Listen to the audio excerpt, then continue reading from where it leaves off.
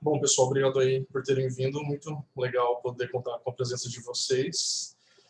E o Enem tá aí, né? Vamos que vamos.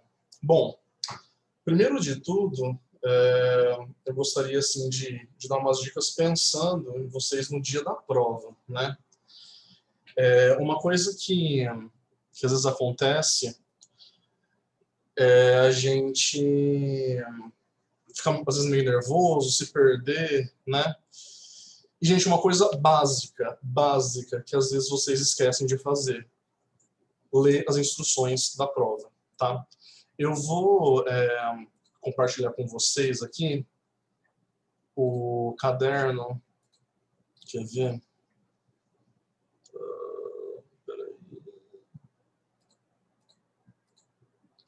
Para vocês visualizarem bem lá o dia, né? Esse aqui foi o último Enem. Você chegou lá, tem um tempo para você esperar, né? Aquele tempo que parece não acabar nunca, né? Que demora uma eternidade para passar. Gente, leiam as instruções. Uma coisa que aconteceu em um ano é que eles às vezes mudam o lugar da redação na ordem das atividades, né? Teve o ano que eles mudaram, teve um monte de gente que falou, meu Deus, minha prova vai ser redação, não sei o quê, né? Então, se você está nervoso no dia da prova, você não acha a redação, você fica mais nervoso ainda. Tudo isso, gente, está na primeira página. A primeira página, ela explica certinho a sequência das atividades que você vai encontrar, né? Então, por exemplo, em 2019, o caderno azul, primeiro a área de linguagens, depois a redação veio no meio, e depois, por último, veio ciências humanas. Ah, mas é sempre assim? Não, a redação pode vir no começo, pode vir no final, pode vir no meio, é só você ler a questão da sequência, tá? Outra coisa que eu ia falar, né? Tem que escrever essa frase aqui, não esqueçam, né? Tem que ser a caneta preta. Leiam com calma, né? É a primeira coisa a ser feita, ok? É importante começar bem, porque se a gente começa já meio atrapalhado, no dia a gente pode, às vezes, comprometer o nosso desempenho, porque são todas questões muito de interpretação. E para a gente ler bem e rápido, a gente tem que estar com a cabeça boa, né? Então, assim, tenta dar uma respirada, lê as instruções com calma, se prepara um dia antes, deixa tudo no jeito certinho, para que isso não atrapalhe o seu rendimento na prova, ok? Bom, dito isso, né, que são alguns cuidados aí gerais, eu vou falar basicamente dos principais erros e dúvidas que alguns alunos têm em relação à prova de linguagens. Por quê? Porque se vocês quiserem depois se especializar em algum assunto, vocês acham na internet. Ah, professor, quero saber mais sobre sequência tipológica, quero saber mais sobre funções da linguagem. Vocês vão achar milhares de vídeos bons que eu posso indicar até sobre esses assuntos, né? Eu vou indicar, eu como professor, o que o pessoal geralmente se confunde ou erra quando vai fazer uma questão de linguagens, ok? Bom, todos conseguem me ouvir bem? Qualquer coisa, coloca um sim no chat aí para eu saber se está tudo ok, se está tendo algum problema.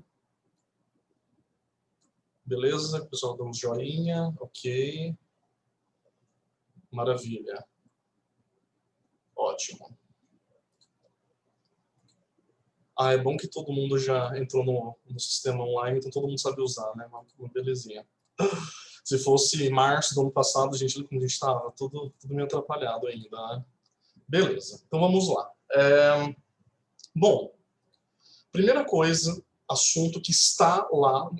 Vamos entender como que a prova do Enem é feita, né? A prova de linguagens. Tem lá uma matriz com as referências, né? De como as questões devem ser feitas. Aí você ter várias pessoas que fazem pesquisa em português, mestrado, etc., que vão lá fazer as questões, né, que depois vão parar no Enem. Como que essas questões elas seguem que lógica? Tem alguns assuntos principais que sempre vão cair nessas questões, né? Então, por exemplo, a questão das funções da linguagem. Está lá nesse material do Enem, né, das instruções.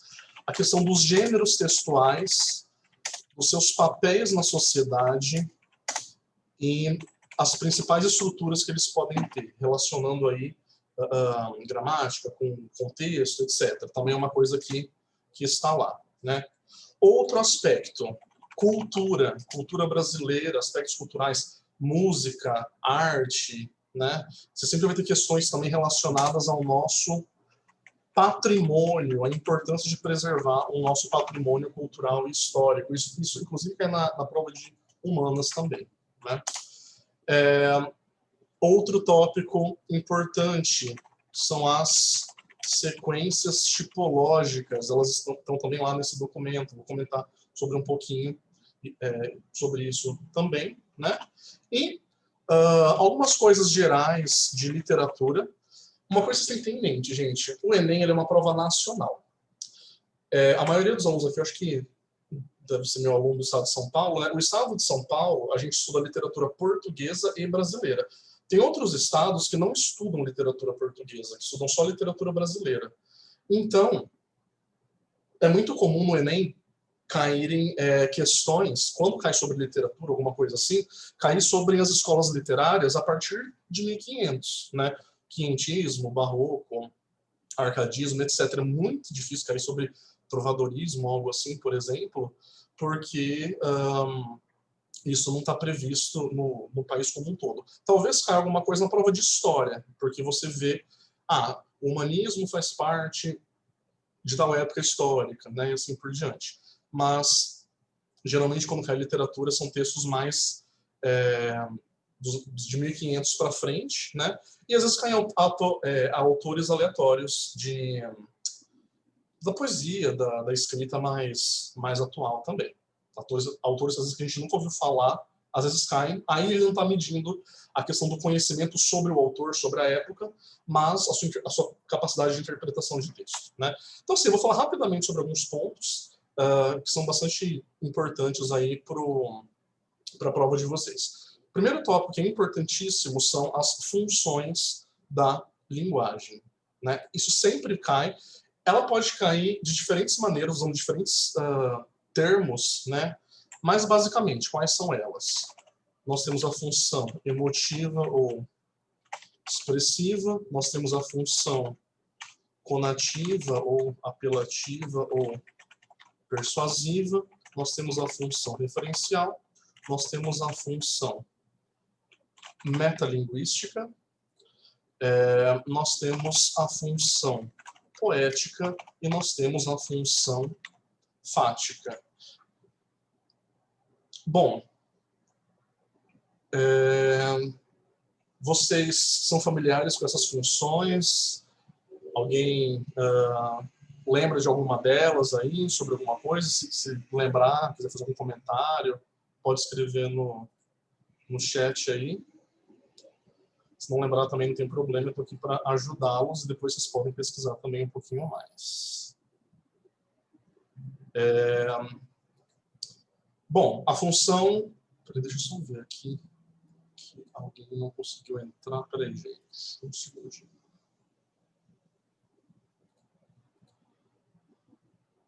Beleza.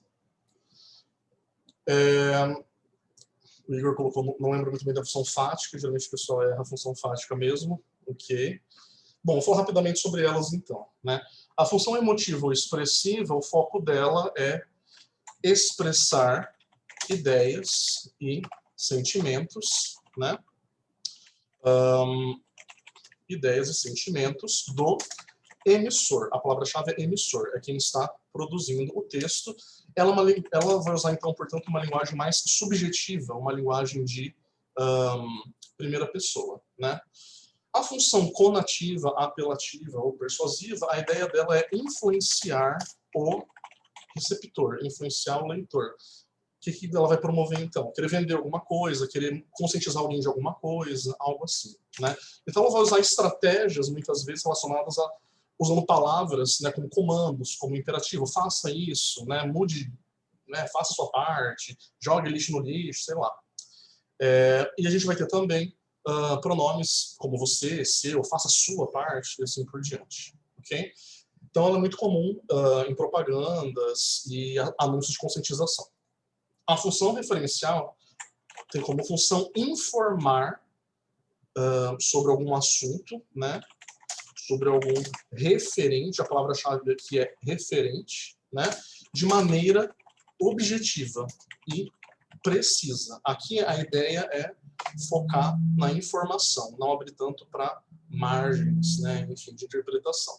É bastante comum, portanto, em textos como notícias, né, que exigem aí um tratamento mais impessoal.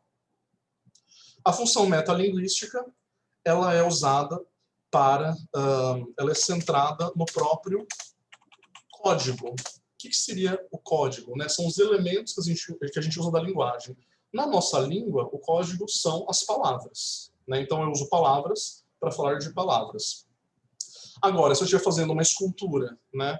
Uma escultura sobre esculpir, por exemplo, aí eu também tenho a função metalinguística. O meu código vai ser outro. Ou se eu tiver, por exemplo, fazendo um desenho sobre desenhar, né? O que vai ser o meu código? Os seus traços, a tinta, a pintura, etc. Né? Então, a função metalinguística ela é centrada no código, onde a gente vai encontrar a função metalinguística. Em textos que falem sobre a língua, sobre a linguagem, sobre jeitos de escrever. Né? Então, por exemplo, dicionário, livro de gramática, né? Um poema que fala sobre como escrever e assim por diante, é um exemplo de função metalinguística. A palavra-chave, então, da função metalinguística é código, ok? Aí depois nós temos a função poética, que ela não está presente só em poemas, tá? A gente fala que a função poética está centrada na mensagem, ou no arranjo da mensagem. A palavra-chave, então, é mensagem, né? Ela tá preocupada aí com elementos estéticos, está preocupado como que eu estou organizando a minha mensagem, né? Que efeitos eu estou usando para que a minha mensagem tenha algo de especial. Então, por exemplo, uma música, né? Não é só o conteúdo da música que me interessa, mas o jeito que eu estou organizando esse conteúdo. Eu fazer uma rima, né? Ter uma coisa de musicalidade, ou usar uma figura de linguagem, uma metáfora, algo do tipo, né? Então, na função poética, quando a gente pensa em usar musicalidade, né? Ou usar jogo de palavras, né? Fazer qualquer uso criativo da linguagem, né? Usar figuras de linguagem, alguma coisa assim especial, aí eu vou ter a função poética. Ela é muito comum em poemas, porque os poemas eles usam muito isso, né? Mas se eu pensar também, por exemplo, sei lá, eu estou em uma propaganda na rádio, tem uma riminha lá para eu lembrar do produto, né? A rima é função poética. Então, assim, a propaganda ela pode ter como função principal a função conativa ou apelativa, né, que é de influenciar o receptor, mas eu posso ter outras funções também secundárias, como, por exemplo, um jogo de palavras para poder causar um efeito maior, para poder ajudar a influenciar o receptor.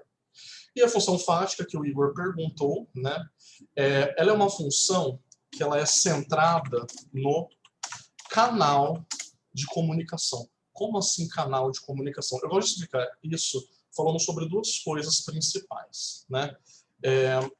A gente vai ter um sentido mais cultural e a gente vai ter um sentido mais físico sobre o que é este canal. Como assim cultural ou físico? O que você quer dizer com isso, Renan? Bom, ela é uma função que ela está preocupada em abrir, manter ou fechar, né, um contato com a pessoa com quem eu estou conversando.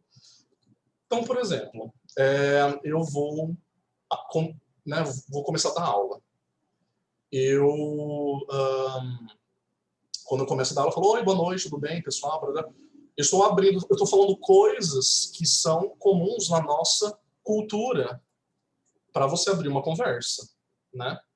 O Igor colocou assim, por exemplo, quando eu falo, entendeu? Sim. Aí eu estou mantendo o contato. Eu estou falando, gente, entendeu? Tudo bem? Não sei o quê. Eu estou mantendo o contato com vocês para ver se dá para continuar a conversa, né? Ou quando eu fecho o contato, tipo, gente, tchau, não posso falar mais, preciso ir embora, não sei o quê, preciso sair.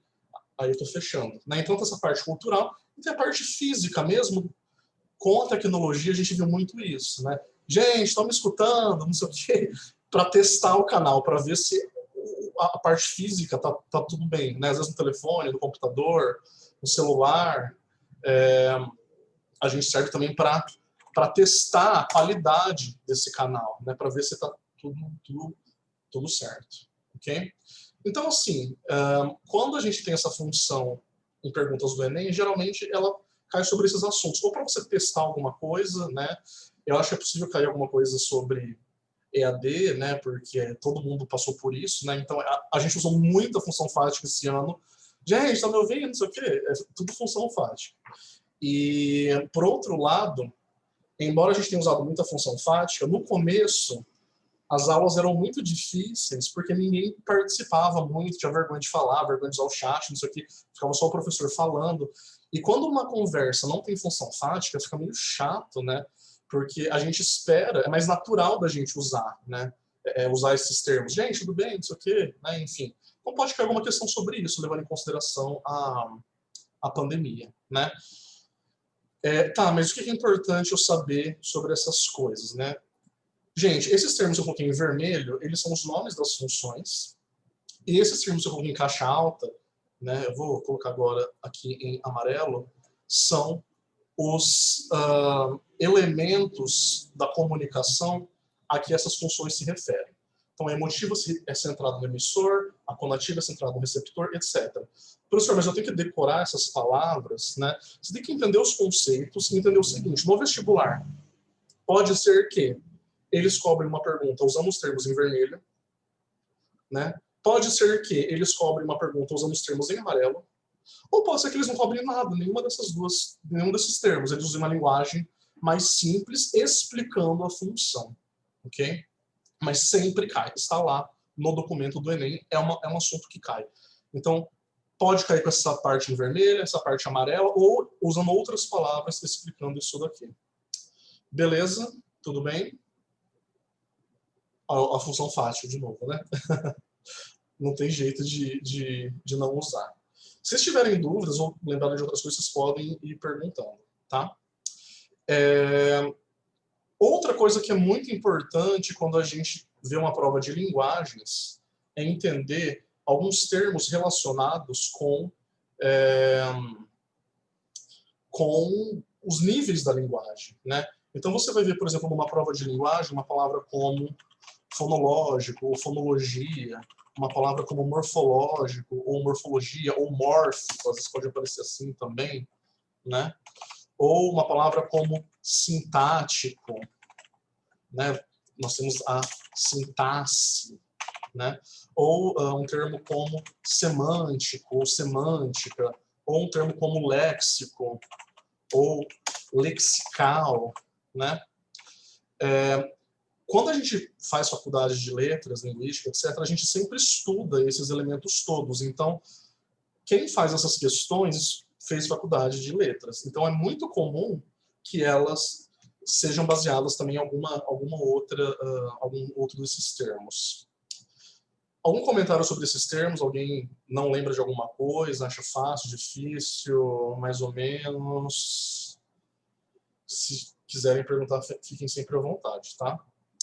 A fonologia, ela se refere ao estudo dos sons, né, da pronúncia. Tem muita questão sobre variação linguística, que às vezes pergunta, essa variação aí, ela está ocorrendo em que nível, né? Então, por exemplo, um exemplo de variação linguística que acontece no nível fonológico. O R do Brasil, torta, porta, porta, né, super comum.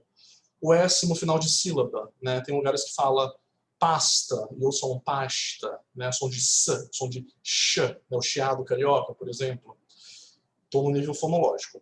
O nível morfológico ou mórfico tem a ver com a forma das palavras. O que significa forma das palavras, né? Se a gente parar para pensar numa palavra como... eu tenho livro, né?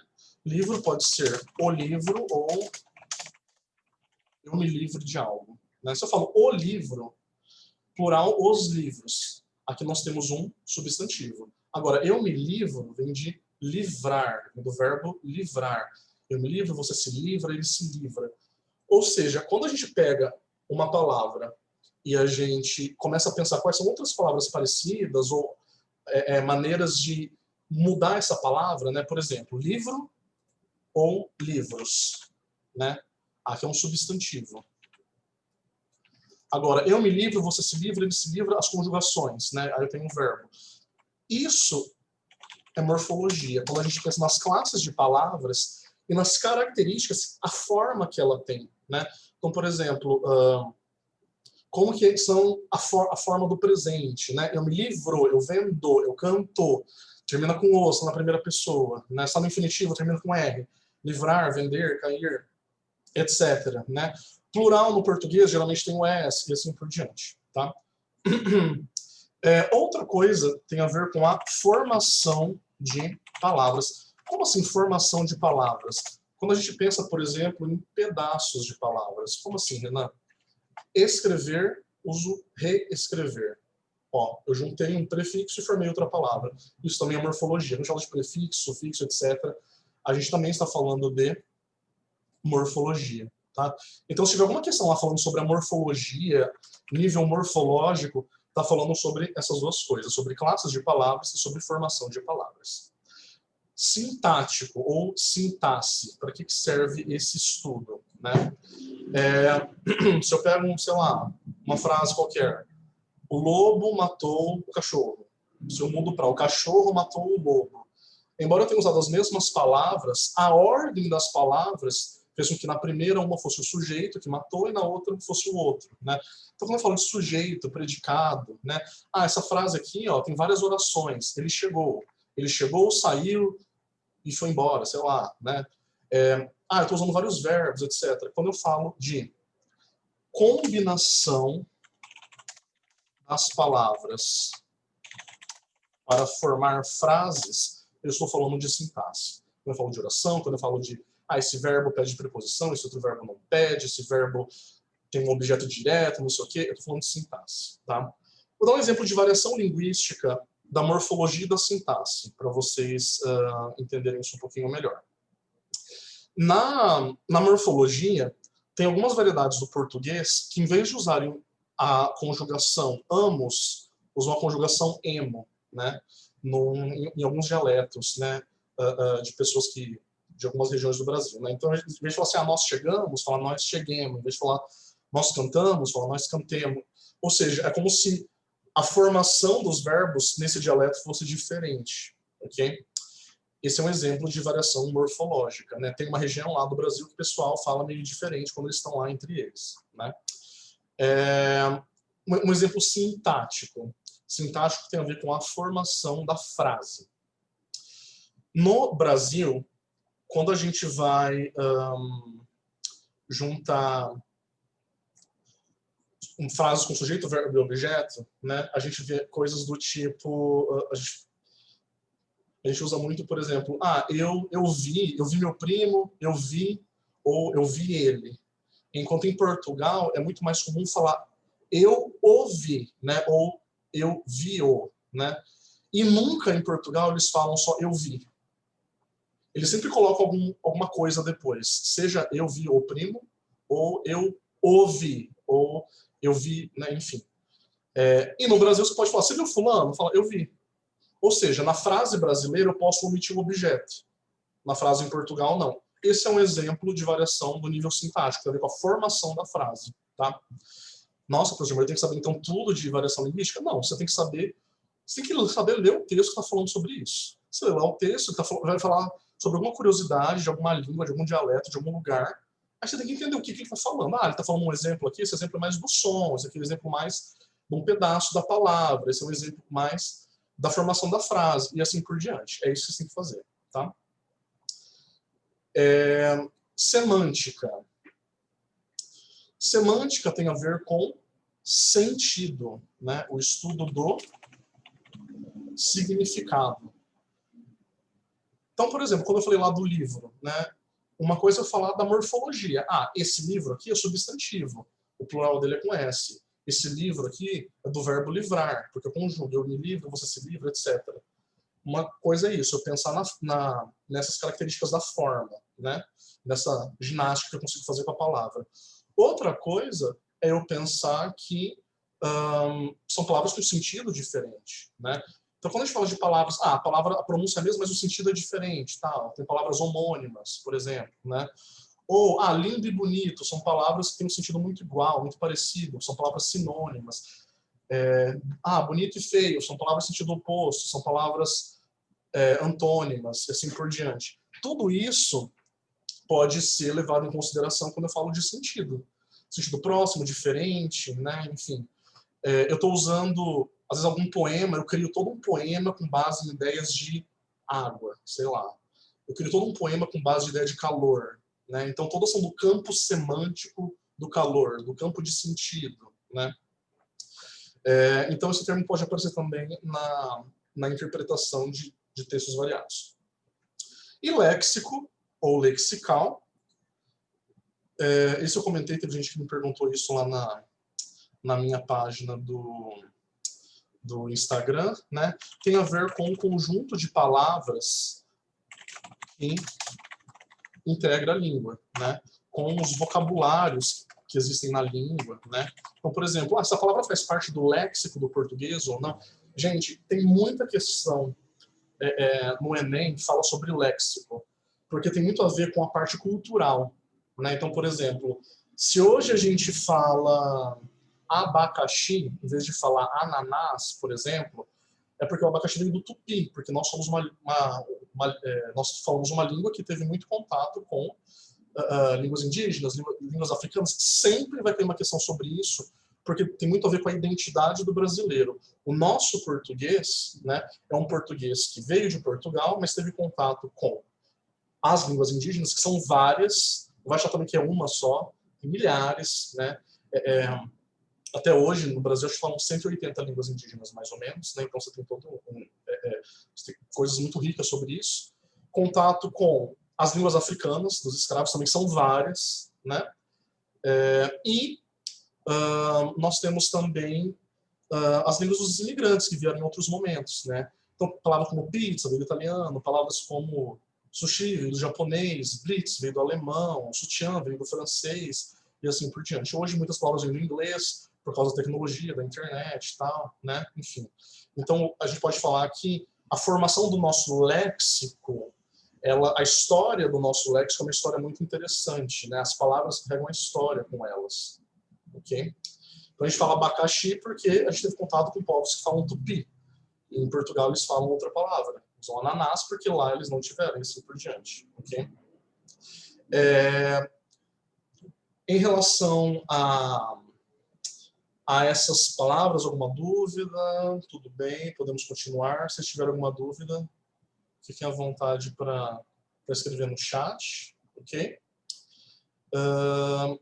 Vamos ver alguns exemplos de pergunta, né, sobre... Essa eu vou mostrar depois. Isso, Vitor. Sintaxe seria sujeito, verbo, objeto, oração, quando a gente estuda a formação da frase. Exato. Muito bem. Vou mostrar duas maneiras, então, de como as funções da linguagem podem cair numa questão, né? Uma maneira lembra que eu falei, né, aquelas palavras que eu coloquei em amarelo? Olha as alternativas. Isso aqui é do Enem 2017. A linguagem cumpre diferentes funções no processo de comunicação. A função que predomina nos textos 1 e 2 destaca como se elabora a mensagem, usou a palavra mensagem, com o que se constrói a mensagem, quem produz, ou seja, o emissor, para quem, ou seja, o receptor, né? E sobre o que seria aí o referente, né? Então, olha só essa questão aqui, né? Aqui destaca o como, aqui seria falando sobre a função poética, né? Deixa eu só diminuir um pouco isso daqui. Código, aqui seria a função metalinguística. Quem, aqui seria a função emotiva, né? Para quem, aqui seria a função conativa. E aqui sobre o que seria a função referencial. Então, esse é um exemplo de pergunta que não usou os termos técnicos, mas assim, usou código, usou algumas coisinhas para perguntar sobre qual função é predominante, ok? Vou dar um minutinho para vocês darem uma olhada. Conseguem ler ou está muito pequeno? Eu posso tentar aumentar também.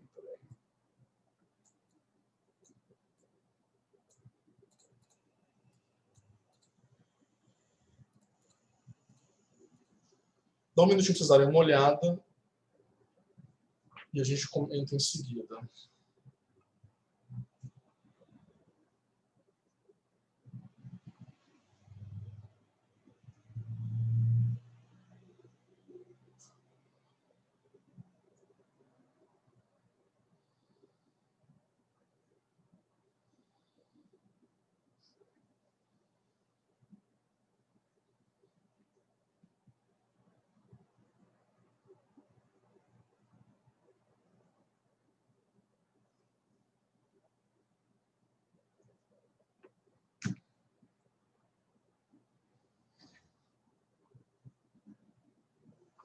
E aí, gente, alguém se arrisca?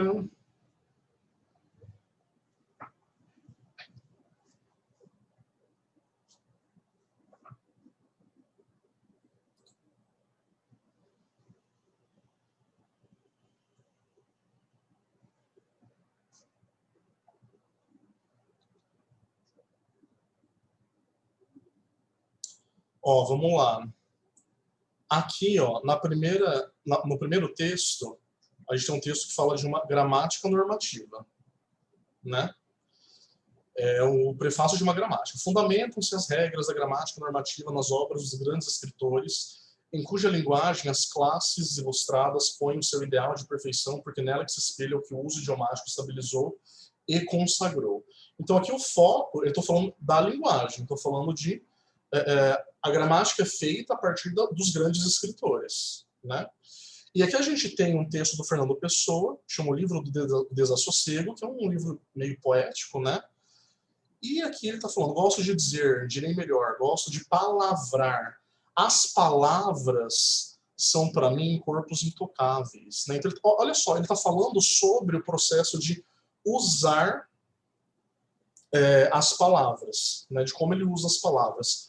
Qual a função da linguagem que a gente usa para falar sobre usar as palavras? Né? No primeiro, nós temos uma gramática. E no segundo, a gente tem um escritor falando sobre como ele usa as palavras. Qual que seria a função da linguagem aí?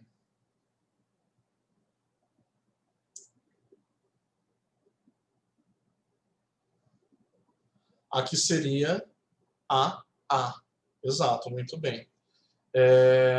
Algumas pessoas, se vocês quiserem, vocês podem mandar também mensagem direto para mim, tá, gente? Tem como mandar mensagem direta, se vocês não quiserem mandar para todo mundo ver. Algumas pessoas estão mandando quando eu estou perguntando, tá?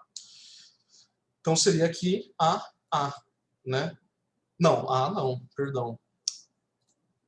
Não é a porque aqui a seria a função poética, né? A função poética na a seria assim, como eu construo a linguagem. Qual deles está falando sobre a função metalinguística?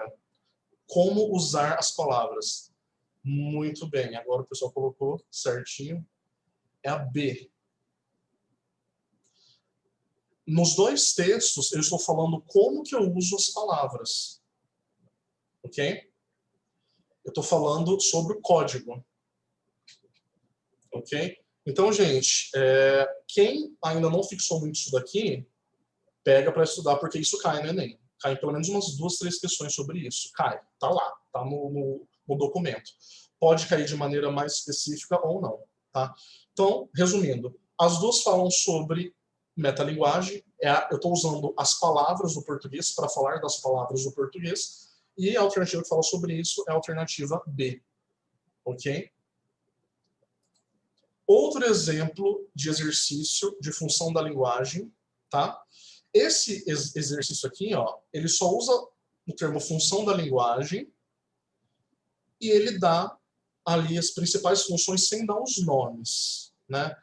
Vou dar um tempinho para vocês pensarem e a gente já corrige em seguida. Dá 2 minutinhos. Vamos lá.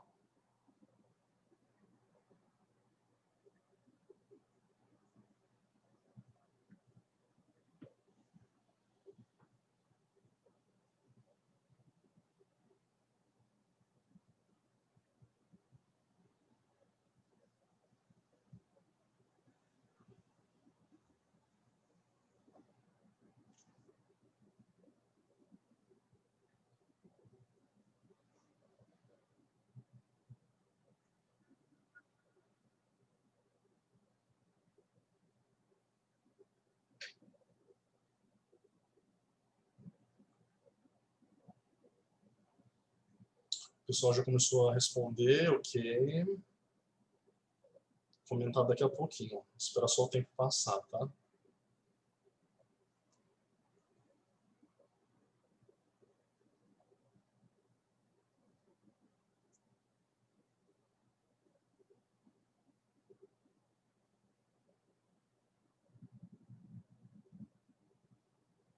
O pessoal está respondendo, legal.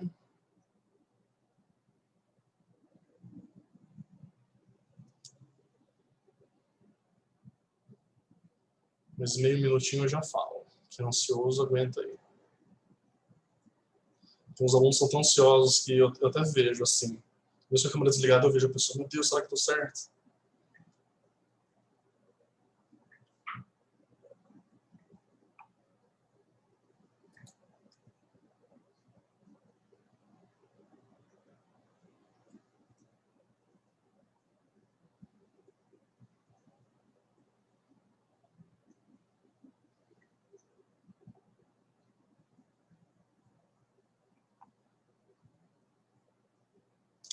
Bom, vamos lá então. Aqui, a função da linguagem é a função referencial. Você está dando informações sobre um determinado assunto. A palavra-chave, gente, a palavra-chave é informar. É a C. Ok? Não é evidenciar a subjetividade. Aqui, ó, quando fala de subjetividade, aqui está falando de função emotiva, né? Convencer o leitor, influenciar o leitor, né? Aqui já seria a função conativa, né? Essa é a função referencial, que é aquilo que eu estou perguntando. Estabelecer a interlocução, ó, estabelecer o contato, né? Essa aqui é sobre a função fática. E enaltecer a arte, buscando popularizá-la por meio da possibilidade da visualização online. Aqui não tem nenhuma função específica sobre isso, né? Mas assim, olha como você teve 4 alternativas que têm conceitos de funções da linguagem sem usar um termo específico, né? Mas, meu, palavra-chave informar, né? Então, daria para entender que é a informação, ok? O Igor perguntou se normalmente jornal, revista vai ser referencial. Normalmente as notícias, Igor, é uma ótima pergunta que você fez, né, que tem inclusive a ver com o que eu quero dizer agora no próximo, o próximo tópico, que é sobre os principais gêneros que aparecem no Enem. A notícia, sim, geralmente é a função referencial, porque a notícia, ela a função dela é informar sobre um acontecimento de um jeito preciso e objetivo, né? A gente coloca ali uma linguagem bem direta e precisa, né? Agora, existem outros gêneros textuais que aparecem no jornal e na revista que podem ter outras funções, né? Aí, geralmente, ó, uma coisa que eu quero deixar bem claro para vocês. Essas funções da linguagem são, assim, as principais funções que existem. No entanto, quando você pega para estudar cada gênero textual, você vê que elas não dão conta de falar de todos. Por isso eu vou falar de alguns gêneros aqui que são importantes para a prova do Enem, tá? Então, peraí. Pensando na questão do universo jornalístico, né? Nós temos a notícia, nós temos a reportagem, nós temos o artigo de opinião, nós temos o editorial. Vamos lá, Caravina, eu vou falar sobre isso. Nós temos a crônica, nós temos a carta do leitor. Vamos lá. Eu vou apagar isso daqui para não confundir vocês, vocês acharem que cada um vai ter uma função da linguagem que não é assim que funciona, não, tá? É um pouquinho além disso. Nós temos também a resenha.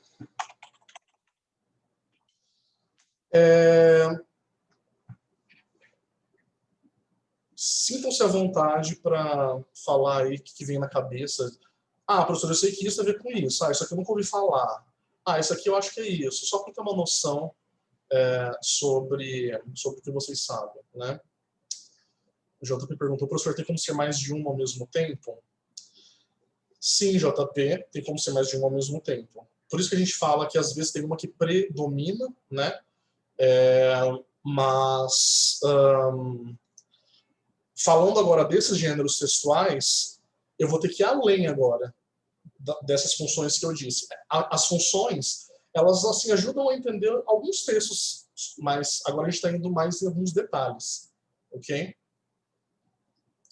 Então, por exemplo, JP, sei lá, uma música que eu falo sobre o que eu penso, sobre o que eu gosto, do que eu amo. Se ela é música, ela vai ter função poética, porque vai ter musicalidade. E se eu for o que eu penso, ela vai ter também função emotiva. Né? Às vezes, as questões sobre isso no Enem são assim, ó, tal questão, tal texto tem tal questão, tem tal função da linguagem como predominante. Mas, além disso, também tem outra, porque... Então, sempre prestem atenção no enunciado, tá? Porque, às vezes, o próprio enunciado ele já deixa claro o que ele está perguntando. É uma função principal, é uma função ligada a alguma coisa, etc. Então, vamos lá. Notícia e reportagem. Qual que é a diferença? A notícia, o foco é de informar sobre um determinado acontecimento recente de uma maneira objetiva e precisa, direta, né? Qual que é a diferença dela para a reportagem? A reportagem você pode ter uma interpretação maior. A principal diferença, gente, é o tempo que você tem para fazer cada uma delas. A notícia, aconteceu um negócio ontem, já está hoje no jornal. Aconteceu hoje de manhã, já está agora no jornal, né? Então, assim, é muito rápida a notícia, né? Enquanto a reportagem, você faz uma pesquisa de campo. Você consegue entrevistar mais gente, pesquisar mais e fazer uma interpretação maior sobre um determinado assunto, né? Não precisa ser algo que aconteceu ontem. Eu posso fazer uma reportagem, sei lá, como foi o início do coronavírus no Brasil, que foi em março, né? Eu posso fazer uma reportagem sobre isso, perguntar para as primeiras pessoas infectadas como que foi, entendeu? Então a reportagem ela tem uma margem, ela tem uma pesquisa maior, um tempo de pesquisa maior, e por isso ela apresenta mais detalhes, né? Ah, professor, mas eu quero saber, então é referencial, é emotivo, é o que que é, né? Gente, ó, quando a gente trabalha com linguagens, a gente tem sempre que olhar o texto. A notícia, geralmente, nela predomina a função referencial, porque você tem uma linguagem objetiva e direta. A reportagem pode ter um trecho que seja mais objetivo e direto, que vai ser função referencial. Pode ter um trecho que, sei lá, mostra mais a interpretação, o sentimento de alguém. Alguém falou alguma coisa que passou, aí pode ser mais função emotiva. Não sei, tá? Eu tenho que olhar para o texto e ver, ok? A reportagem é mais investigativa? Sim. Eu preciso de mais tempo para fazer uma reportagem. Eu tenho mais tempo para investigar o assunto. Tá? Posso, sim. Okay? E a reportagem pode ser sobre um assunto que não seja necessariamente um assunto da semana. Pode ser um assunto, sei lá, uma coisa que se falou no ano. Por exemplo, agora o Pantanal, né? Teve uns momentos em que o Pantanal estava lá queimando, tal, não sei o quê. Alguém pode agora fazer uma reportagem sobre o Pantanal, sobre esse assunto. Não é uma coisa que aconteceu ontem, mas a reportagem ela pode cobrir esse aspecto, ok? Então, Caravina, o pessoal que perguntou de funções da linguagem, né, relacionando os dois tópicos, né? Geralmente nas provas de vestibular que caem a notícia como função referencial. Agora, os outros gêneros, eles não perguntam tanto de função da linguagem, eles perguntam de alguns detalhes a mais, que são mais específicos de cada gênero, ok? Artigo de opinião. Para ser um artigo de opinião, eu tenho que ter a argumentação. Senão, não é artigo de opinião. Qual que é a diferença de um artigo de opinião para um editorial? Vamos supor que eu peguei um editorial que também tem argumentação. Qual que é a diferença entre os dois? Alguém sabe?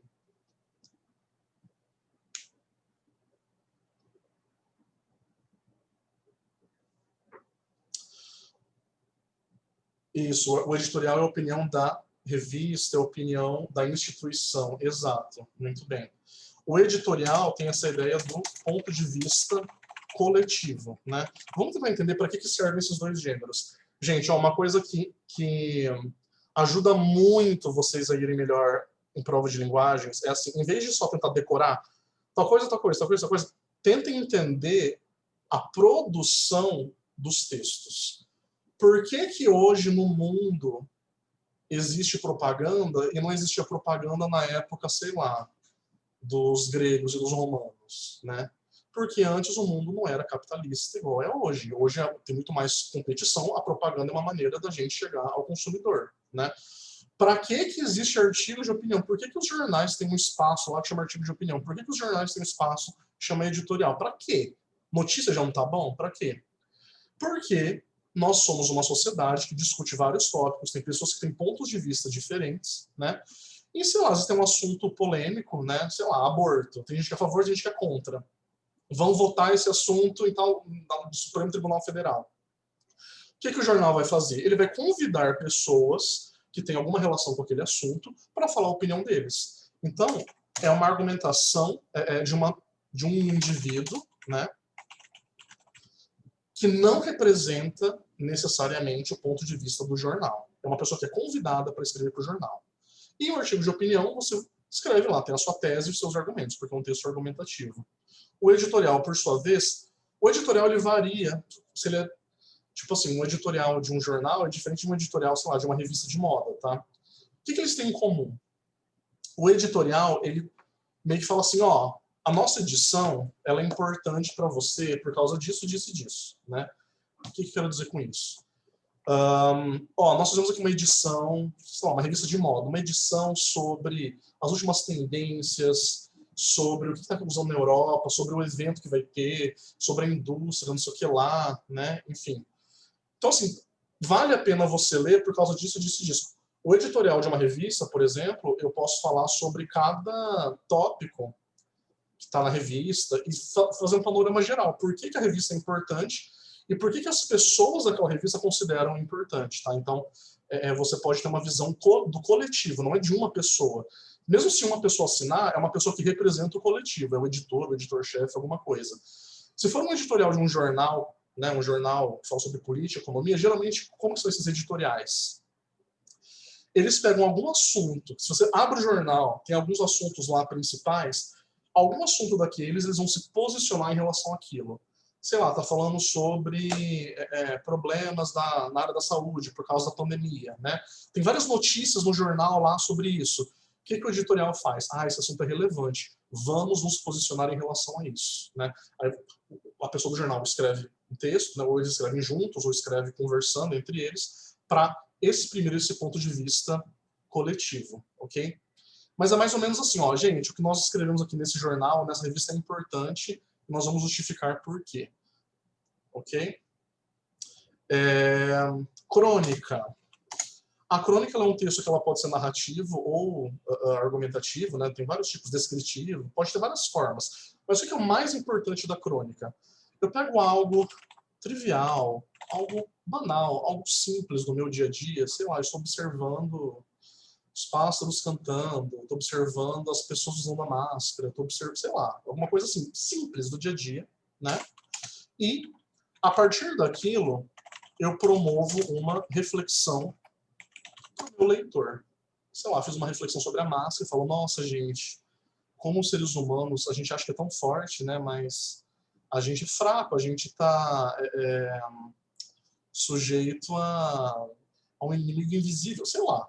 Né? Uma crônica pode ser isso, por exemplo. Eu contar uma história, ou eu fazer algumas reflexões, ou eu começar contando uma história e depois contando reflexões, né? Enfim.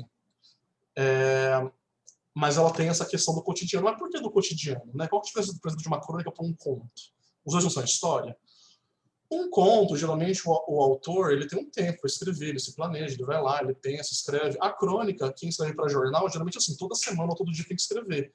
Então, ela é uma coisa mais rápida, mais simples, sabe? Assim, não dá muito tempo para você fazer uma pesquisa, alguma coisa do tipo. Tá? Então, a crônica tem essa coisa que ela tem uma coisa de jornal, porque essa coisa do dia a dia, mas tem também essa coisa do literário, de promover uma reflexão, de ver uma beleza numa coisa simples, né? Carta do leitor. O nome é autoexplicativo. O que é importante vocês saberem? Né? Como que eu posso identificar? Alguém me fez uma pergunta aqui.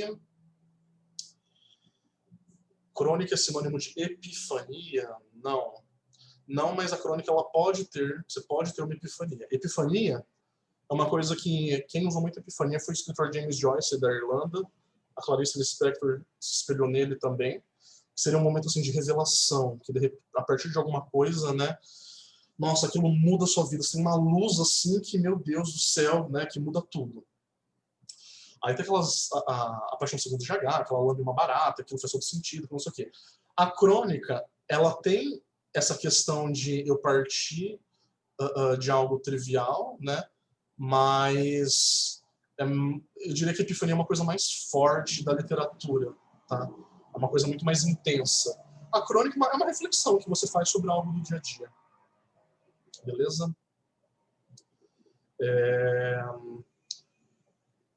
Voltando aqui à carta do leitor. Para essa carta do leitor, obviamente, de novo, para que um jornal vai abrir espaço para os leitores escreverem, né? Para manter um diálogo com os leitores, ouvir o que os leitores têm a dizer. Valeu a pena, não valeu, né? Tal coisa, sei lá, tal reportagem foi legal, não foi. Os leitores escrevem expressando a apreciação deles em relação a algum texto específico ou a edição, né? Nossa, essa edição está muito boa. Olha, essa edição não foi legal, né? Esse texto foi muito bom, etc. Num jornal, numa revista, normalmente a carta do leitor ela não aparece inteira. Ela aparece editada. Porque, gente, imagina só escrever a carta inteira, né? O e-mail inteiro, né? Tem espaço. O que eles fazem, então? Eles pegam uma seção, né? Colocam lá. Sei lá, vamos supor que tem uma reportagem sobre o uso do dinheiro no Brasil. Aí eles colocam assim, dinheiro no Brasil. Aí colocam várias cartas sobre aquilo, né? Pegam um título para organizar várias cartas sobre aquilo. E eles pegam a essência daquilo. Então, o que aparece já é meio que editado, tá? Não é que, tipo, foi editado, foi mudou o que a pessoa disse. Não, é por causa do espaço, ok? Então, é basicamente uma carta ou e-mail escrito pelo leitor, passa por alguma edição, geralmente ela é enxugada, e ela é organizada por títulos, que geralmente o título não é o leitor que dá, não é o autor da carta que dá, é o pessoal da revista que dá, tá? Resenha. O que é uma resenha? Por que serve uma resenha? Alguém lembra? Não lembra?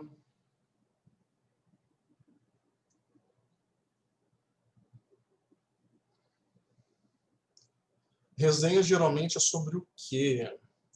A gente geralmente usa resenha para falar sobre obras culturais, livro, filme, exposição de arte, um álbum, né, de música, etc. Então a resenha, a função dela é apresentar uma avaliação apreciativa ou crítica sobre alguma obra cultural. Ah, professor, mas esse texto aqui só tem um resumo da história, não tem uma opinião. Ah, então provavelmente é só uma sinopse, alguma coisa mais curta. Para ser resenha tem que ter uma avaliação apreciativa necessariamente, tá? Senão não é resenha. Isso é uma característica fundamental. Normalmente a resenha vai falar sobre a obra, né, qual obra que é, onde foi encontrada, vai falar um resuminho e tal. Às vezes, geralmente a resenha tem resenha com spoiler e sem spoiler, né? Para quem não viu a obra ainda, tem um sem spoiler. E às vezes, sei lá, fãs que gostam muito de, sei lá, vai lá assistir Harry Potter várias vezes e quer conversar com outros fãs, não sei o quê. Aí tem as resenhas com spoiler para você colocar o que você gostou, não sei o quê, né? Enfim. Também pode aparecer nesse sentido. Ok? Tá, professor, mas então qual a função da linguagem de cada gênero? Esquece isso, gente. Foquem nisso daqui. As funções da linguagem, elas são algumas funções que existem. Elas não dão conta de tudo, de todos os gêneros textuais. Vocês têm que saber isso daqui que eu coloquei. Para que serve uma resenha? Apresentar uma avaliação apreciativa sobre uma obra. Para que serve a editorial? Apresentar um ponto de vista coletivo sobre algum assunto relevante daquela edição. Entendeu? Então, assim, esses gêneros sempre vêm caindo aí nos vestibulares. Ok? Tudo bem? Alguma dúvida? Podemos continuar? Eu não vou ficar muito mais tempo não, tá? Estou quase terminando já. Vou só falar mais um pouquinho e fechar. Bom, o Vitor fez uma ótima pergunta. A reportagem é mais subjetiva que a notícia ou as duas tentam ser meio imparciais? Vamos lá. O que eu posso te dizer, Vitor, primeiro de tudo, ó, é uma coisa meio complexa, tá, gente? Mas assim, não existe nada neutro, nada 100% neutro. A Unicamp adora pegar, às vezes, notícias de um mesmo assunto e mostrar que mesmo as notícias, embora elas usem uma linguagem que pareça ser neutra, né, tipo, isso aconteceu, sempre tem alguma coisa de subjetivo, porque é sempre um ser humano que faz, né? Então, assim, se eu pensar em graus de subjetividade, a reportagem vai ser mais subjetiva porque você vai ter mais opiniões ali de pessoas envolvidas, tá? Agora, vai depender do texto, né? Vai depender do texto. Geralmente a notícia, ela não vai ter uma linguagem do tipo, eu achei, eu considerei, e a reportagem também não, né? Elas vão meio que falar, tal coisa é considerada, enfim.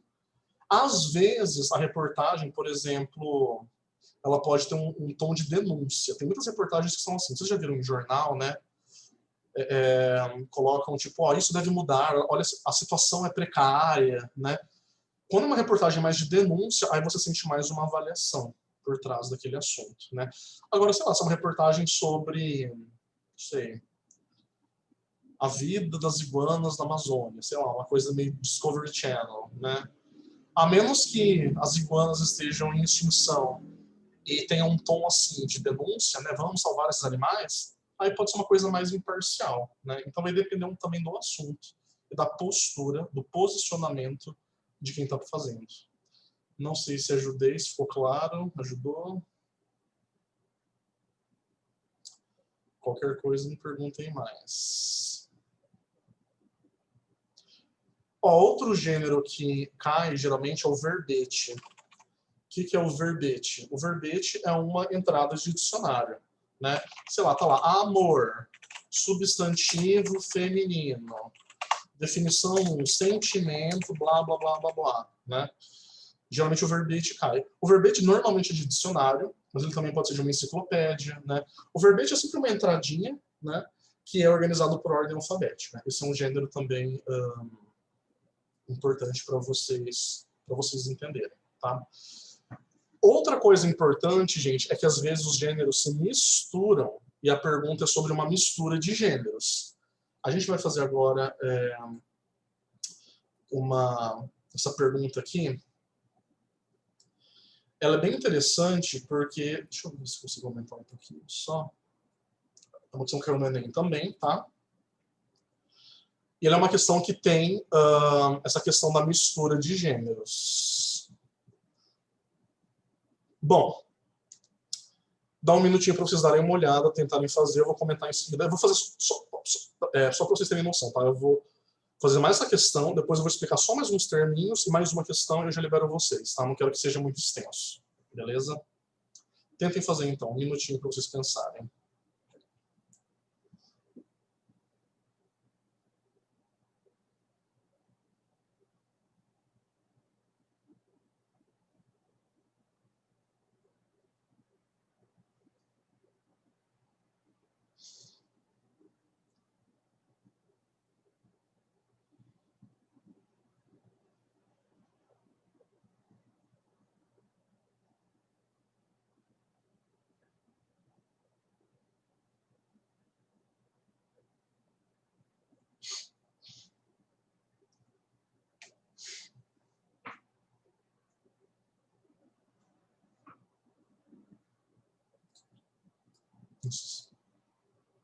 Nossa, eu risquei aqui, ficou um negócio amarelo, desculpa, eu nem tinha visto, deve ter sido de onde eu copiei.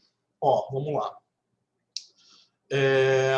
Olha que interessante esse texto, né? Ceará, vive essa alegria, beleza, substantivo feminino, belo mais exa, qualidade do que é belo, harmonia de proporção, perfeição de formas, fortaleza. Isso aqui é o quê? né? Se você olha assim, essa parte parece um verbete de dicionário, mas não é um verbete de dicionário. No dicionário você não abre lá beleza, tá escrito fortaleza, né? Você pega lá Ceará, Viva essa alegria, isso aqui é um anúncio publicitário, é a alternativa D. Esse é um exemplo de mescla de gêneros. Nós temos aqui um anúncio publicitário que ele está brincando com o gênero verbete. Essa questão está fácil. Só que ela poderia ter sido feita de um jeito um pouco mais complexo, né? Ela poderia ter colocado essa questão da mescla de um jeito um pouco mais evidente, ok? Mas assim, ó, vocês têm uma alternativa que é sobre verbete, tá vendo? Essa dá para confundir um pouquinho mais. Só que não é um verbete, eu estou brincando com o gênero verbete para fazer uma propaganda, né? Assim como, às vezes, eu tenho, sei lá, eu posso fazer um poema no formato de receita, ou no formato de uma notícia de jornal. Tem um poema super famoso do Manuel Bandeira, que é Poema Retirado de Notícia de Jornal. Ele pega e brinca com o gênero notícia, né? O Enem adora essas coisas, essa coisa de mescla de gêneros, porque tem muita gente que faz letras que estuda isso, né? Aí, quando você tiver isso, você tem que parar para pensar. Tá, isso é o quê? Isso é uma propaganda? Isso é um verbete? Isso é uma propaganda que brinca com verbete? Isso é um verbete que brinca com propaganda? Sabe? Prestem bastante atenção nisso, ok? E para encerrar, um último assunto. Peraí, alguém fez uma pergunta. O fato de ele ser no estilo de definição de palavras, como uma enciclopédia ou dicionário, poderia ser também considerado uma linguagem metalinguística? Sim, poderia. Se tivesse que... Vamos lá. É uma ótima pergunta. Se eu tivesse que pensar na função primordial, predominante, qual que é o gênero? Anúncio. Qual que é a função predominante? Convencer. Ou seja, é função conativa a predominante. Mas, como ele também brinca com um outro gênero, né, um outro verbete, etc., a definição de uma palavra, ele também tem função metalinguística. Okay? A predominante é conativa, mas ele também usou aí da função metalinguística como um segundo recurso para exercer aí esse efeito no texto. Ok? Uma coisa que eu quero que vocês entendam, gente, assim, ó, isso talvez às vezes não é muito claro para vocês, mas, por exemplo, eu vou pegar um exemplo que vai ser interessante. Quando a gente fala de texto, não é igual matemática, que tipo assim, notícia é isso, ponto. Sei lá, vai que tem um doido que escreveu uma notícia de um jeito engraçado e caiu na internet, não sei, entendeu? O que existe é o que é o protótipo, o que é o mais comum daquele gênero. Então, normalmente, como que é uma notícia? Eu tenho lá, aconteceu tal coisa em tal lugar, né? Normalmente, como que é uma receita? Tenho lá os ingredientes e o modo de preparo. Mas, assim, o mundo é muito vasto, pode acontecer muitas coisas. Eu vi uma vez até, tem um material escolar, não lembro agora de que ano, que teve um juiz que ele escreveu uma sentença em formato de cordel, sabe, assim. Aí teve super repercussão, tal, não sei o quê, porque, tipo, fugiu muito, enfim, né. Povo de letras adora essas coisas e adora colocar isso nas questões, entendeu? Então, assim, fiquem espertos, não é que nem isso daqui. Parece um dicionário, mas é um anúncio publicitário, né? Isso sempre cai coisa assim. Ano passado caiu um site que o currículo das pessoas eles colocavam no formato daquelas cartinhas super trunfo, sabe? O super trunfo tem aquela coisa de comparar com outras pessoas e ver quem é mais forte e tal, né? E eles fizeram parecer aquelas cartinhas. Então, assim, a pessoa que faz questão adora isso. O Igor falou, em 2017 caiu um poema que tinha uma receita. Exato. Era um poema, né, que estava no formato de uma receita. Então, assim, sempre prestem atenção o que a pergunta está perguntando. Sempre foquem no enunciado. Leiam o primeiro enunciado antes de ler o texto. O enunciado está perguntando por que é um poema. O enunciado está perguntando por que é uma mistura. O enunciado está perguntando o que tem de receita. Entendeu? Se ele está perguntando o que tem de receita, a resposta vai ter que ser alguma coisa sobre receita. Se ele está perguntando sobre poema, vocês percebem, né? Se ele está perguntando o que é o mais importante, o principal, vocês têm que enxergar o mais importante, o principal, tá? Então, assim, o que é possível? Gente, tudo é possível. Eu posso misturar tudo. Se eu quiser inventar um texto com 1000 funções da linguagem, eu invento, né? A questão é, para que eu estou fazendo isso? Em que contexto? Com que objetivo? Com que público-alvo? Né? É isso que o Enem quer que vocês entendam, que vocês sempre pensem para que esse texto foi feito, qual que é o contexto dele, qual que é o efeito que ele quer causar. Se vocês prestarem atenção nisso, fica muito mais fácil. Porque senão, gente, sabe o que acontece? Não fica assim, lembrei agora do exemplo que eu ia falar. Receita, né? Eu não sei se vocês já viram o livro de receitas da Paola, do MasterChef. Tem uma coisa muito engraçada nesse livro, porque assim, tem coisa do tipo, em vez de colocar assim 4 ovos, tem coisa escrito assim, 4 ovos de uma galinha que viveu com uma vida digna. Em vez de colocar, sei lá, 2 camarões, assim, 2 camarões fresquíssimos que nunca viram um freezer, né? O que ela tá fazendo ali? É uma receita? É uma receita porque você tem lá ingredientes, não sei o que, não sei lá. Só que assim, ela está sendo criativa no livro dela, entendeu? Então assim, é a receita, só que a receita no estilo Paola, né? Ah, então a Paola é burra, ela fez a receita errada, porque receita não é assim, que não pode, não sei o quê. Gente, não é isso. Você tem que pensar, existe o padrão, existe o mais comum, existe o protótipo. Agora, a pessoa quis fugir do comum, quis dar um toque ali diferente. Por quê? Qual o efeito que ela quis causar nisso? Ela quis chamar a atenção que ela é uma pessoa que ela defende um tipo de agricultura, um tipo de jeito de coletar os ingredientes, etc. O Enem vai perguntar isso. E vai ter uma alternativa lá que fala assim, esta receita está errada porque uma receita não pode ser subjetiva, né? E não vai ser essa a alternativa, não tem errado. Como que eu vou falar errado? O livro é dela, entendeu? Ela está sendo criativa, né? A gente tem que entender sempre o contexto. Eu não posso fazer uma piada se for escrever uma lei. Para que serve uma lei? Uma lei é para que seja muito claro o que é certo, o que é errado, o que pode fazer, o que não pode, né? Agora, existem outros gêneros que abrem para a criatividade, ok? Teve uma vez no Enem também que caiu um relatório do... Não lembro agora quem fez, acho que o... Não lembro agora quem fez. Era um relatório, só que era um relatório meio diferentão. Era um relatório assim, em vez do cara só escrever tantos metros de arame farpado foram usados para criar tal coisa. Ele escreve algo do tipo, qualquer coisinha que o pessoal cria vai arame farpado. Qualquer coisinha que faz isso, o pessoal gasta. Ele escreveu de um jeito mais subjetivo, que não é comum em relatórios, né? E a pergunta do Enem era sobre isso, era sobre o que tem de diferente nisso, né? Aí você vai me falar, professor, mas é um relatório e tal, não sei o quê.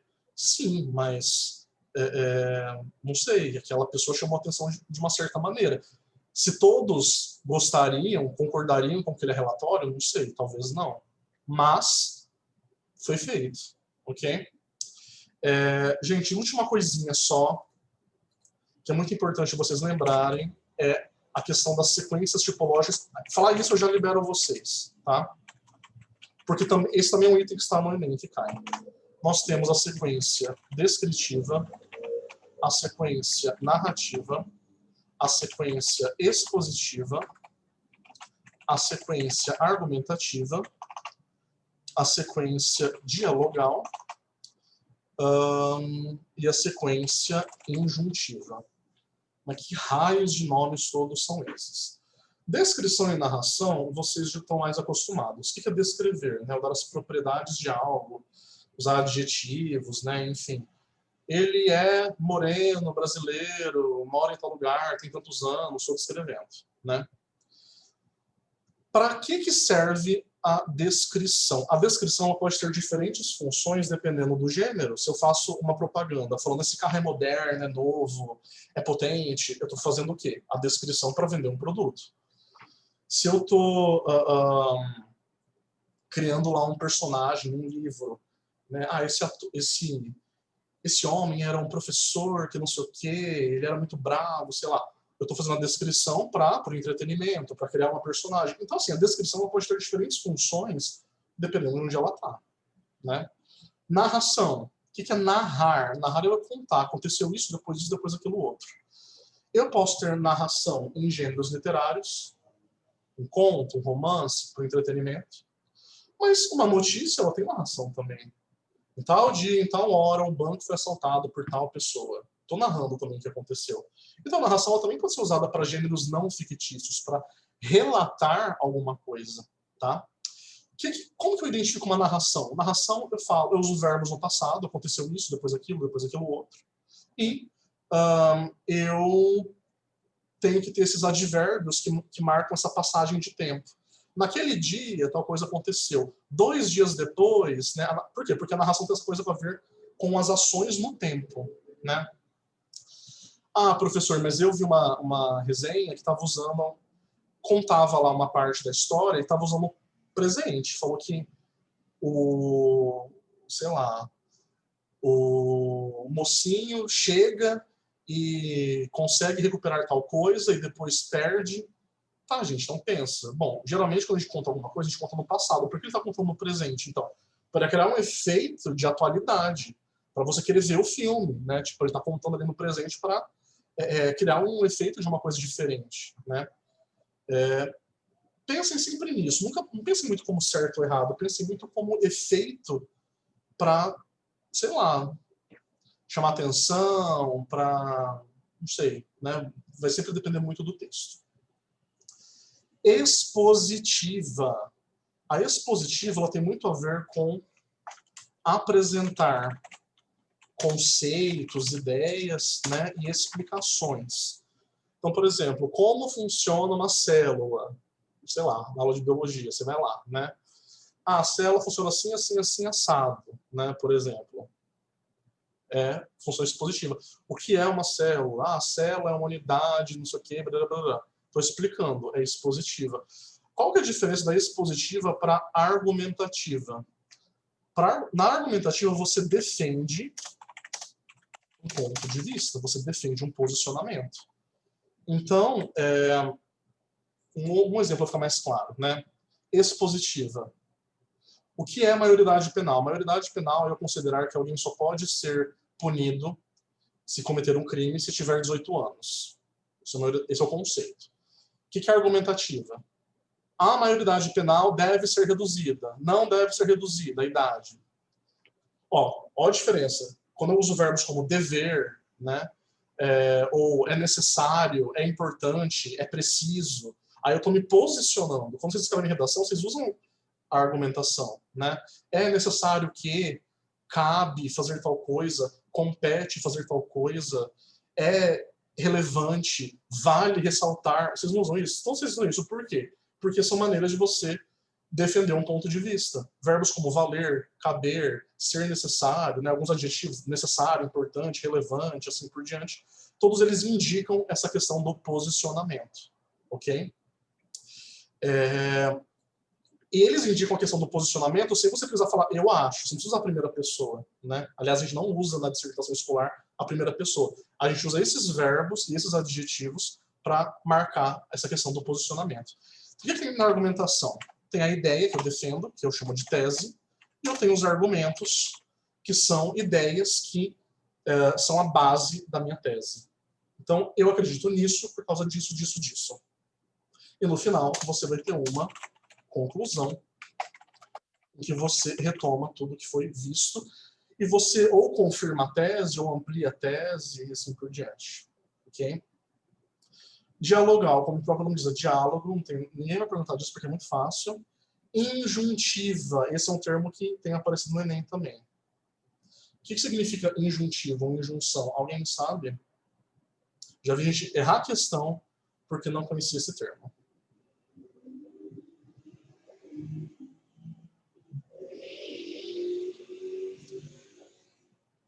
Ninguém se arrisca.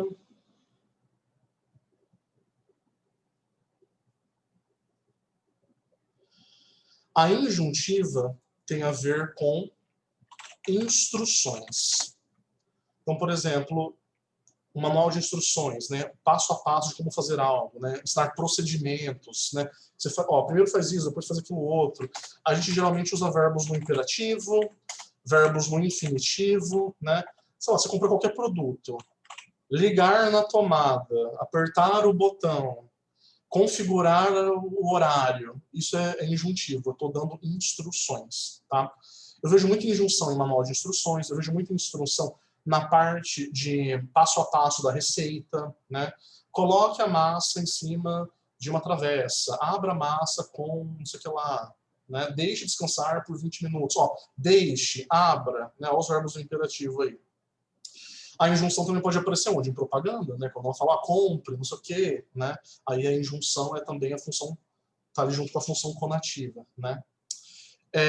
Exemplo de como tudo isso pode cair misturado numa questão. Deixa eu ver se está aqui.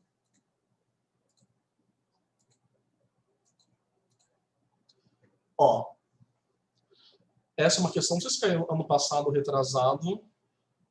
Essa é a última questão que eu vou passar hoje, tá, gente? Não quero me estender muito mais. Dê uma olhadinha, tentem fazer, eu já comento em seguida. Um minutinho para vocês pensarem.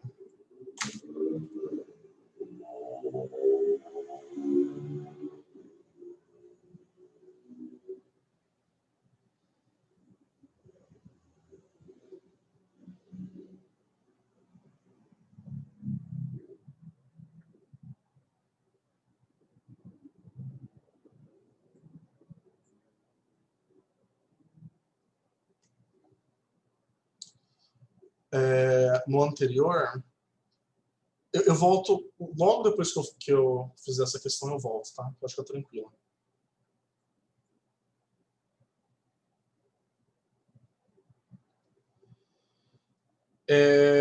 Na verdade, a Júlia perguntou para mim se a diferença entre sequências tipológicas e tipos textuais são é a mesma coisa. Tipos textuais e sequências tipológicas é a mesma coisa. A diferença talvez seja com gêneros textuais. Não sei se está claro ou não. Gente, podem me perguntar, fiquem à vontade. Essas coisas tem que perguntar mesmo.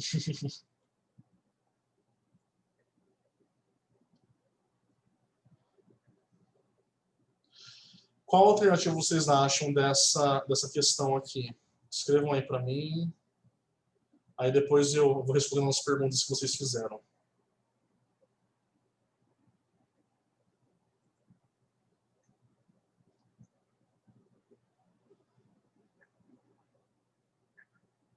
Ok, pessoal, tá bem. Ó, essa questão então, vamos lá.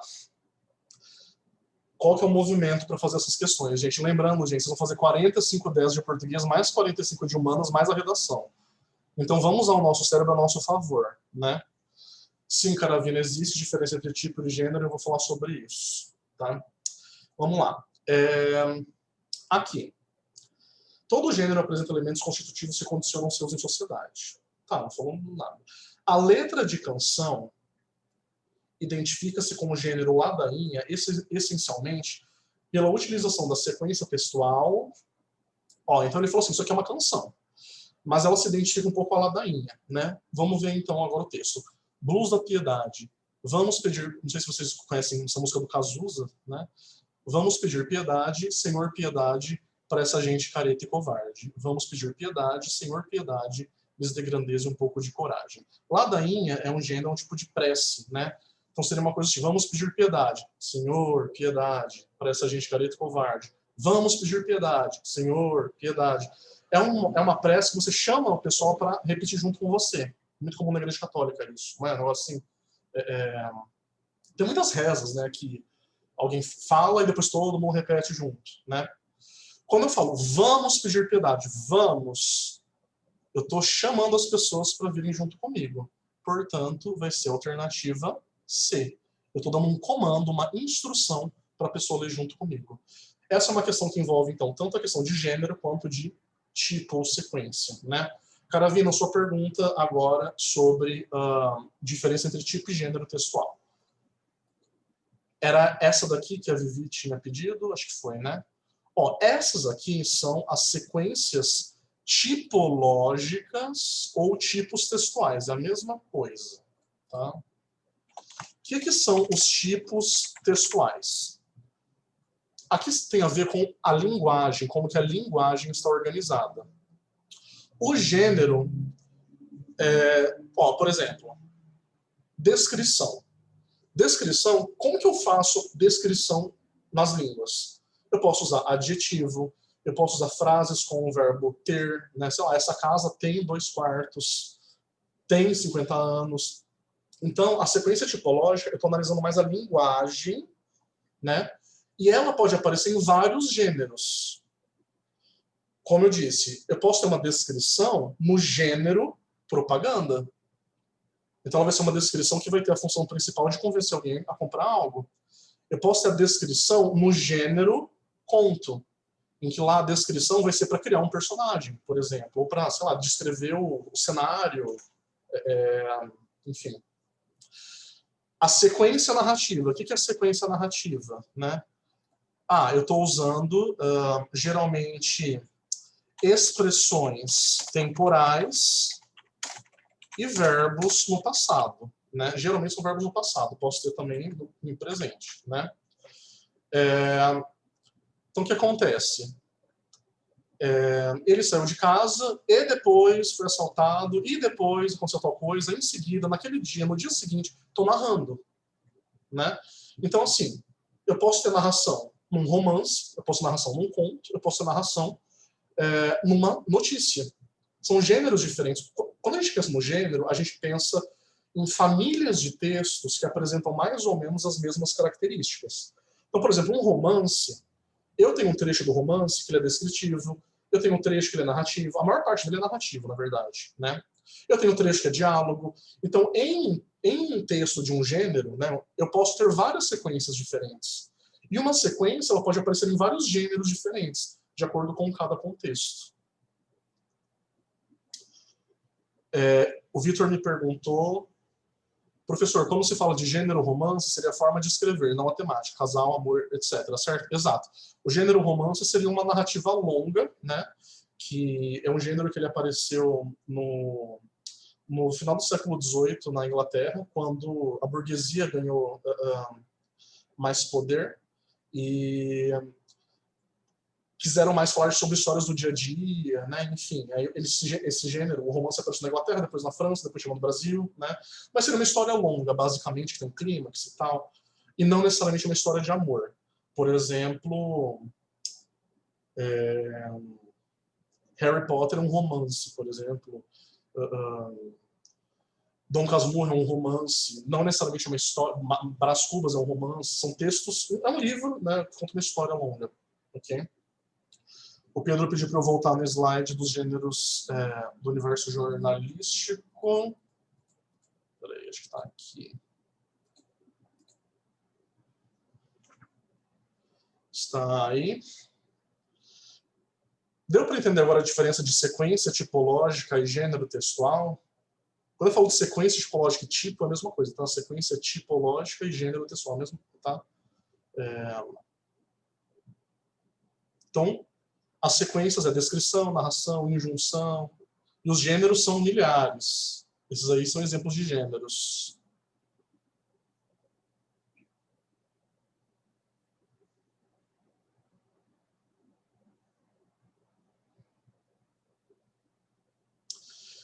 Gente, só avisar vocês também, este ano eu vou abrir alguns grupos de curso de redação, se alguém se interessar, depois pode vir falar comigo, tá? Vão ser alguns grupos online, alguns grupos pequenos. Se algum colega também que se interesse, fique à vontade para me contactar.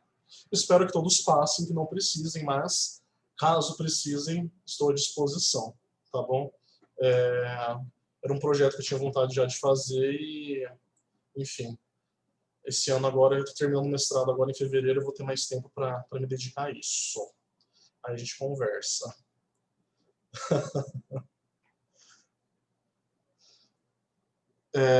O Pedro pediu para eu voltar aqui, é isso?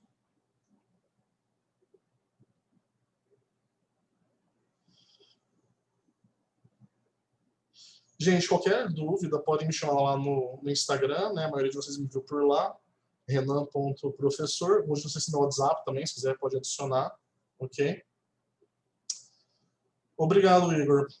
É um prazer tê-lo em aula. Se precisar de alguma coisa, só chamar. tá bom? E, gente, ó, peguem um Enem do ano passado, retrasado, façam, tirem, eu sei que hoje é quinta, né, mas sei lá, tira, faz amanhã. E linguagens, isso é uma coisa que às vezes eu falo para os alunos e o pessoal não entende muito bem, mas assim, é diferente estudar para matemática e estudar para linguagens, por exemplo, né? Porque o jeito que a gente usa a nossa língua nem sempre é lógico. A gente, às vezes, precisa começar a ler e pensar para começar a ver as nossas dificuldades, né? Sei lá, às vezes você teve uma aula de funções de linguagem 500 mil vezes. Só que, às vezes, na hora de fazer um exercício que aparece a dúvida sobre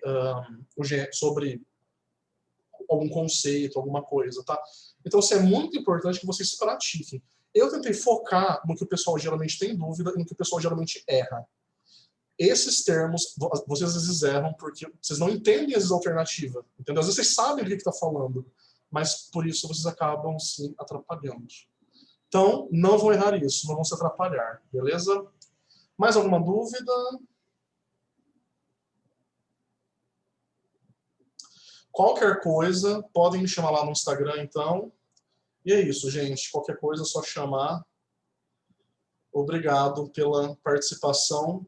Muito sucesso aí para vocês. Ok? Qualquer coisa também, às vezes se algum colega de vocês não pôde assistir a aula, eu posso mandar o link dessa aula que eu gravei, tá? Aí vocês me falam que eu mando, tá bom? Então, boas provas para vocês, vão arrasar. Um abraço.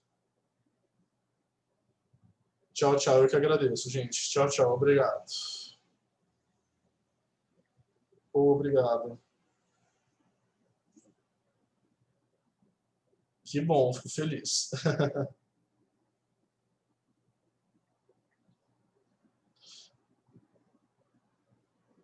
Igualmente, igualmente.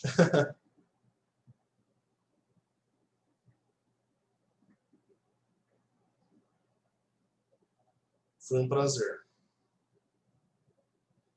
Tchau, tchau.